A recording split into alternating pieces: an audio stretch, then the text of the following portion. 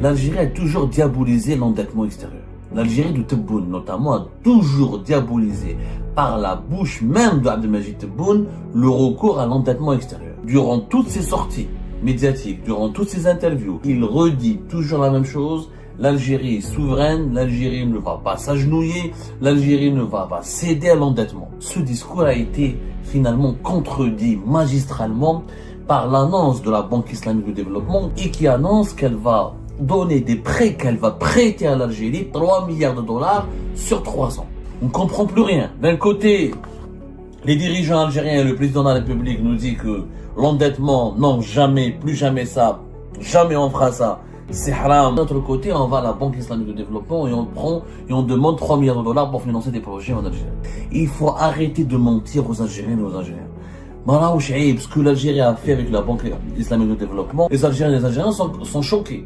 Sont choqués parce que, d'abord, les médias publics algériens n'ont pas parlé. Est-ce que c'est judicieux de la part de l'Algérie d'emprunter pour financer des projets de train, notamment le fameux projet de train de Rarj Bilet. Avec le projet, il sera jamais rentable. Alors ça va être une catastrophe. Là, on sera dans une situation... L'Algérie a toujours diabolisé l'endettement extérieur. L'Algérie de Tebboune, notamment, a toujours diabolisé par la bouche même de Abdelmajid Tebboune le recours à l'endettement extérieur. Abdelmajid Tebboune de 2021, voire de 2022 jusqu'à 2025, durant toutes ses sorties médiatiques, durant toutes ses interviews, à chaque fois qu'il participe à une conférence ou à un événement, où il inaugure un événement économique, il redit toujours la même chose. L'Algérie est souveraine, l'Algérie ne va pas s'agenouiller, l'Algérie ne va pas céder à l'endettement. Il a fait croire aux Algériens et aux Algériens que s'endetter est une façon ou est une manière de trahir son pays, de troquer ou de brader la souveraineté de son pays ou de la troquer contre des avantages financiers qui finiront par provoquer des atteintes à la souveraineté nationale et des atteintes à la sécurité nationale. Ce discours a été finalement contredit magistralement par l'annonce de la Banque islamique de développement qui a tenu une réunion importante à Alger depuis le 20 mai dernier et qui annonce qu'elle va donner des prêts, qu'elle va prêter à l'Algérie 3 milliards de dollars sur 3 ans. On ne comprend plus rien. D'un côté, les dirigeants algériens et le président de la République nous disent que l'endettement, non, jamais, plus jamais ça, jamais on fera ça, c'est haram, c'est dangereux, c'est une violation de la souveraineté du pays, on va compromettre l'avenir du pays et sa sécurité nationale. D'un autre côté, on va à la Banque islamique de développement et on demande 3 milliards de dollars pour financer des projets en Algérie. C'est une contradiction. Encore une fois, le régime actuel fait preuve d'incohérence, de contradiction, d'un manque, on va dire, de malhonnêteté tout court. Il faut arrêter de mentir aux Algériens et aux Algériens. Ce que l'Algérie a fait avec la Banque islamique de développement, c'est une très bonne chose. Et l'Algérie devrait le faire avec plusieurs organismes internationaux. Aucun pays au monde, je dis bien aucun pays au monde ne peut se financer tout seul avec son propre argent. Même la plus grande puissance au monde, les États-Unis d'Amérique sont endettés, elles s'endettent. Même les États-Unis d'Amérique s'endettent pour financer leurs propres besoins, leur propre économie. Il n'est pas possible de ne pas s'endetter pour assurer un développement rapide, progressif, ou harmonieux, ou utile et efficace de son pays. C'est pas possible. L'économie actuellement nécessite des capitaux importants pour industrialiser le pays, pour se doter des nouvelles technologies, pour assurer le fonctionnement des services publics, pour créer des emplois. Il faut des capitaux. Aucun pays au monde ne peut vivre de ses propres capitaux. Le mensonge dont on va jamais recourir à l'endettement extérieur est une ineptie intellectuelle, est un mensonge, est une ineptie, une idiotie totale. Il faut arrêter avec ce discours parce qu'on a fait croire aux Algériens. Les Algériens et les Algériens sont choqués. Sont choqués parce que, d'abord, les médias publics algériens n'ont pas parlé.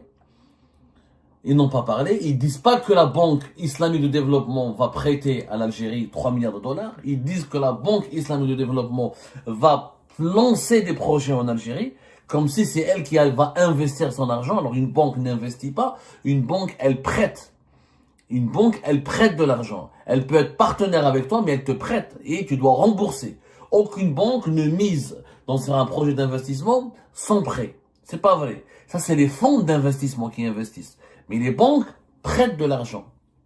Ils t'aident à faire une levée de fonds. Ils t'aident, les banques elles aident un pays à trouver trouver des investisseurs, à accompagner les investisseurs pour financer des projets. Mais une banque ne lance pas de projets. Elle finance des projets à travers des prêts. Il faut savoir que la Banque islamique de développement, elle a tenu depuis le 20 mai dernier ce qu'on appelle ses réunions annuelles. La Banque islamique de développement, comme la Banque africaine de développement, comme la Banque mondiale, etc., c'est un groupe bancaire qui regroupe plusieurs pays. 57 pays, plus exactement, sont membres et actionnaires de la Banque islamique de développement. Et les ministres des Finances, de l'économie et du commerce et du développement international de ces 57 pays se sont retrouvés à Alger pour ce qu'on appelle la 50e session de la réunion du Conseil des gouverneurs de la Banque islamique de développement. C'est une réunion importante qui permet à la Banque islamique de développement de planifier sa stratégie, d'affiner ses investissements, d'affiner ses stratégies, de planifier ses investissements, de parler de sa politique de développement, de faire ses bilans, d'annoncer, de discuter des projets qu'elle doit financer ou auxquels elle doit participer. Il faut savoir que l'Algérie est un membre fondateur du groupe de la Banque islamique de développement et que l'Algérie a déjà accueilli ces réunions annuelles de la Banque islamique de développement à 2 reprises. La première fois, c'était en février 1990. La deuxième fois, c'était en octobre 2001. Donc, c'est pour la 3e fois que la Banque islamique de développement organise ces réunions annuelles. C'est une sorte d'assemblée générale, voilà. Une sorte d'assemblée générale en Algérie. Alors, la Banque islamique de développement, les Algériens et les Algériens ne la connaissent pas beaucoup, parce que malheureusement, nous n'avons pas, notre opinion publique, elle manque cruellement de culture économique, puisque dans notre économie en Algérie, elle est intoxiquée par les mensonges, les fake news, la médiocrité et les idées préconçues. On ne dit jamais la vérité aux Algériens et aux Algériens. Donc, on leur explique que notre pays, il est actionnaire de la Banque islamique de développement, qui existe depuis 1973, qui a commencé ses activités en 1975 et qui est basée à Jeddah, en Arabie Saoudite. Pourquoi? Parce que l'Arabie Saoudite est son actionnaire le plus important. La Banque islamique de développement, elle a 2 bureaux régionaux. Le bureau de l'Afrique du Nord, il est basé au Maroc, à Rabat. Il y a un bureau à Kuala Lumpur, la Malaisie.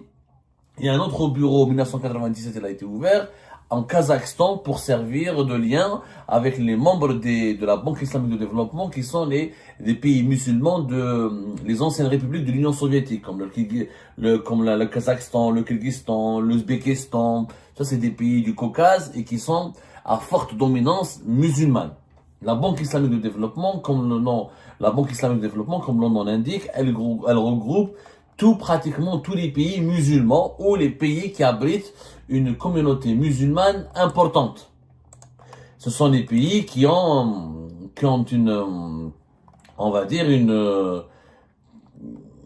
dont la majorité de la population ou une grande partie de la population est de religion musulmane. L'objectif est de promouvoir la Banque islamique de développement. Elle est basée sur les finances islamiques. Elle fait de l'investissement économique, mais en se conformant au principe de la charia et au principe de des finances islamiques, notamment lorsqu'il s'agit de prêts et de financement et tout ce qu'il s'agit de mettre à l'écart le taux d'intérêt pour recourir au mécanisme des finances islamiques. Son objectif, c'est de réduire la pauvreté dans les pays musulmans et d'améliorer, de renforcer la coopération commerciale et économique entre les pays membres, notamment ces pays musulmans. Sa mission est donc, comme la Banque africaine de développement, comme la Banque mondiale, est de renforcer le développement économique et de réduire la pauvreté, encore une fois, et de permettre d'accompagner les pays membres à améliorer leurs indicateurs économiques. Globalement, c'est cela, la Banque islamique de développement. L'Algérie, elle est actionnaire, au même titre que l'Égypte, que le Qatar. Comme je vous ai dit que l'actionnaire le plus important, c'est l'Arabie Saoudite, qui détient plus de 22%. Le Royaume d'Arabie Saoudite détient 22% et demi du capital de la Banque islamique de développement. Ensuite, nous avons la Libye, qui est à 9%. Ensuite, l'Indonésie, 7,9%. Ensuite, l'Iran, 7,9%. Ensuite, le Nigeria, 7,3%. Ensuite, le Qatar, 6,8%. L'Égypte, 6,7%.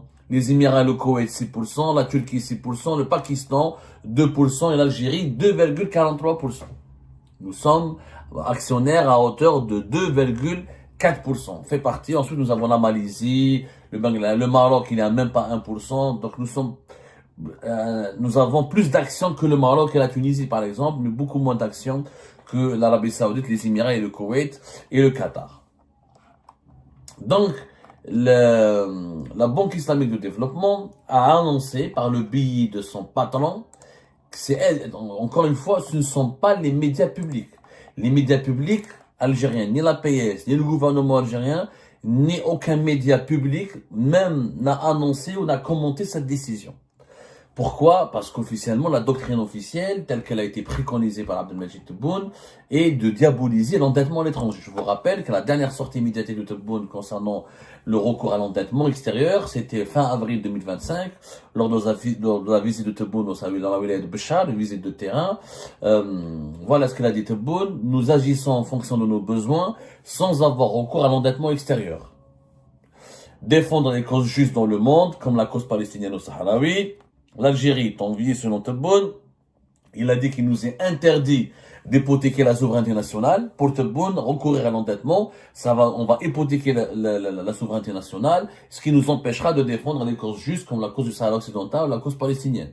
Les Algériens doivent défendre leur patrie, qui leur fait honneur grâce à son rôle colossal dans les forats internationaux. Donc voilà, il a dit, pour lui, l'endettement extérieur serait affaiblir la souveraineté du pays. Il y a, bien sûr, sur le plan économique, il n'y a absolument aucune relation, ni aucun lien de cause à effet entre la souveraineté d'un pays et ses dettes. Un pays peut être endetté, il peut être souverain. La France, elle est endettée. Est-ce qu'elle manque de souveraineté? Les États-Unis, le pays le plus endetté du monde, le Japon, il n'y a pas un pays qui n'est pas en. Toutes les grandes puissances ont différents niveaux de dette. Et pourtant, c'est des grandes puissances. Il reste des pays souverains. Être endetté, ça ne veut pas dire que on peut se permettre de dicter ta politique internationale ou ta politique nationale. Ça, c'est les États qui sont en faillite. Les États qui sont en faillite, comme le Liban, comme la Tunisie, pratiquement, comme le Venezuela, plus tard, auparavant, le Zimbabwe, auparavant. Quand il y a des faillites, l'Argentine, à un certain moment, la Grèce, à un certain moment de son histoire, et quand tu es en faillite, là, ok, tu perds ta souveraineté. Quand tu n'es plus capable de payer tes dettes, mais t'endetter pour financer ton économie et te développer et payer tes dettes par la suite, c'est tout à fait normal. C'est comme si quelqu'un va s'endetter pour acheter une voiture, il va rembourser sa voiture. Et s'il travaille pas, s'il ne rembourse pas sa voiture, il aura un problème. Les États, c'est comme ça. Les États, c'est comme ça. Ils ont des obligations pour financer l'économie de leur pays, ils ont besoin de s'endetter. Il n'y a aucun pays au monde qui n'arrive pas à s'endetter. Mis à part peut-être les monarchies du Golfe. Les monarchies du Golfe, c'est un cas spécial. C'est des populations en nombre inférieur par rapport à des richesses et des réserves de change illimitées. Donc ils n'ont pas besoin de s'endetter. Les Qataris et les Émiratis, même les Saoudiens qui sont plus de 30 millions d'habitants, mais ils ont des richesses illimitées. Mis à part les monarchies du Golfe, tous les pays qui se sont développés, soit les pays émergents ou que les pays puissants qui font partie des 7 ou des 10 pays les plus riches du monde, ils sont tous endettés à un niveau précis. Donc l'endettement, c'est pas lui le problème c'est la faillite, encore une fois, c'est l'incapacité. Sachant que l'Algérie, nous avons parce qu'il y a deux types d'endettement, l'endettement interne et l'endettement externe. L'endettement interne, c'est quand l'État crée lui-même sa propre monnaie, fabrique sa monnaie, il emprunte et il dépense beaucoup plus que ce qu'il gagne comme argent. Ça crée le déficit budgétaire et il s'endette auprès du trésor public. Il continue à fabriquer sa monnaie en quantité importante pour financer sa dette publique. La dette publique est le résultat direct du déficit budgétaire. On en a déjà parlé à maintes reprises. Donc, celui qui nous a parlé de ce prêt de 3 milliards de dollars, c'est dans un entretien qui a été donné à la chaîne Nahar TV, c'est le président du groupe de la Banque islamique de développement, Mohamed Souleymane El Jasser. Mohamed Souleymane El Jasser, c'est lui qui a annoncé la conclusion d'un accord avec l'Algérie portant sur un financement de plus de 3 milliards de dollars, des prêts de 3 milliards de dollars, sur une période de 3 ans, étalée sur 3 ans. Et ces prêts vont permettre à l'Algérie de financer plusieurs projets importants, notamment dans le domaine du ferroviaire. Les lignes Béchar, Tindouf, les fameux projets de lignes ferroviaires que l'Algérie veut développer incessamment. Notamment, il s'agit l'Algérie a pour l'ambition de créer 6000 kilomètres supplémentaires pour son réseau ferroviaire. Bon, là c'est un problème, parce que attention, On parlera après, plus tard. Est-ce que c'est judicieux de la part de l'Algérie? Je dis bien, est-ce que c'est judicieux de la part de l'Algérie d'emprunter pour financer des projets de train, notamment le fameux projet de train de Rarj Bilet, qui doit prendre qui doit et permettre d'extraire le fer de Rarj Bilet pour l'emmener ensuite jusqu'à Oran. C'est un train de plus de 1000 km. Et qui va nous coûter pratiquement 6 milliards de dollars. Si ce n'est pas plus. Si ce n'est pas plus. Si ce n'est pas plus. Avec le projet, il sera jamais rentable. Et si on utilise l'enveloppe, la plus grande enveloppe de la Banque islamique de développement pour financer ce projet de train, là ça va être une catastrophe. Là, on sera dans une situation vraiment impressionnante, mais vraiment inquiétante, impressionnante de par ses proportions, parce que c'est un projet qui sera jamais rentable. Je dis bien, c'est un projet qui ne sera jamais rentable. Bon, on en parlera plus tard. On en parlera plus tard. On va pas essayer d'analyser. On va pas essayer de tout analyser dans une seule émission. Mais la Banque islamique de développement, le gouvernement algérien aurait dû être honnête et expliquer et reconnaître qu'il a recouru à l'endettement parce que l'Algérie, avec son argent, ne peut pas tout seul financer son économie. Et ben c'est la fin de cette vidéo les amis. Je vous remercie comme d'habitude pour avoir suivi jusqu'à la fin. N'oubliez pas de nous laisser vos commentaires et vos réactions sur la vidéo et de vous abonner à la chaîne si vous n'êtes pas encore abonné. Donc voilà, merci beaucoup pour votre soutien et vos abonnements. Et merci aussi pour vos commentaires et vos discussions très animées dans la section des commentaires. Donc, vous n'oubliez jamais de décortiquer bien un sujet sur tous les points qui ont été abordés dans la vidéo et ça fait vraiment plaisir moi-même je ne fais pas de commentaires, je m'appuie sur vous pour que vous puissiez bien expliquer les choses et en faire des discussions civilisées et dans tout le respect possible. Donc voilà, merci beaucoup et à la prochaine dans une nouvelle vidéo. Au revoir.